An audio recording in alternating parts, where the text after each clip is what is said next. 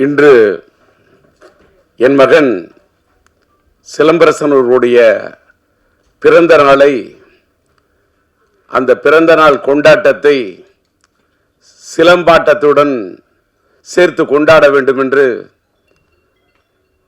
கொண்டாடி கொண்டிருக்கக்கூடிய இன்றைக்கு சிலம்பாட்டம் படத்தின் மறு வெளியீட்டை ரிலீஸ் செய்ய வேண்டும் என்று துடிப்போடு ஒரு எழுச்சியோடு ஈடுபட்டுக் கொண்டிருக்கக்கூடிய எல்மா பிக்சர்ஸ் எத்திராஜ் அவர்களே, அவருக்கு கரங்கொடுக்க அவரோடு இணைந்து பணியாற்றக்கூடிய இனிய நண்பர், தயாரிப்பாளர், ட்ரீம் வாரியர்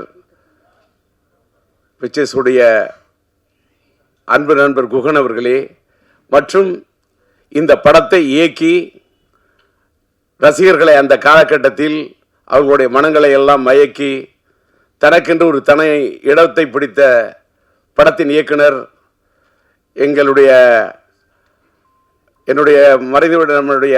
என்னுடைய குடும்ப நண்பர் என்று அவர் சொன்னார். உளுந்தூர்பேட்டை சண்முகம் அவர்களை, கவிஞரை பற்றி. அவர் எங்களுடைய குடும்ப நண்பர், என் மனைவி இல்லத்தை சார்ந்தவர்களுக்கு ரொம்ப நெருங்கிய நண்பர். அவர் வீட்டிலே இருக்கக்கூடிய அவருடைய மகளை நான் என் படத்திலே பாட வைத்திருக்கின்றேன். என்னுடைய மகன் படத்திலே சரவணன் இயக்குனராக பணியாற்றி இவ்வளவு ஒரு பிரம்மாண்டமான படத்தை தந்திருக்கிறார் என்று சொன்னால், அப்படிப்பட்ட சரவணன் இன்றைக்கு இங்கே வந்து மேடையிலே வாழ்த்தி அமைந்திருக்கின்றார். அதை போல இங்கே வரவேற்று பேசிய, நல்ல பேருக்கேற்றவாறு கன்னி தமிழிலே கவிதை நடையிலே எல்லோரையும் வரவேற்று பேசிய அன்பு சகோதரி கவிதா இங்கே அழகாக, அற்புதமாக, தெளிவாக,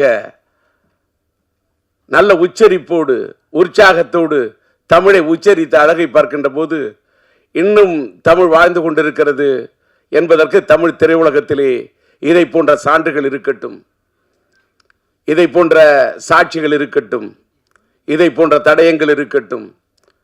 அவருடைய பேச்சை கேட்டவுடன் இந்த படத்தை பற்றி எந்த இடத்துல எதை பற்றி பேசணுமோ அதை பற்றி தான் பேசணும். அந்த அம்மா வந்து என்ன பார்த்த உடனே, நான் இங்கே வந்திருக்கிறது, நான் ஒரு பார்வையாளராக வந்திருக்கின்றேன். நான் இப்போல்லாம் எந்த மேடைக்கும் அதிகமாக போகிறதில்ல. சமீபத்தில் என்னுடைய இனிய நண்பர், என்னுடைய முன்னோடி, எனக்கு பிடித்த இயக்குனர் பாக்கிய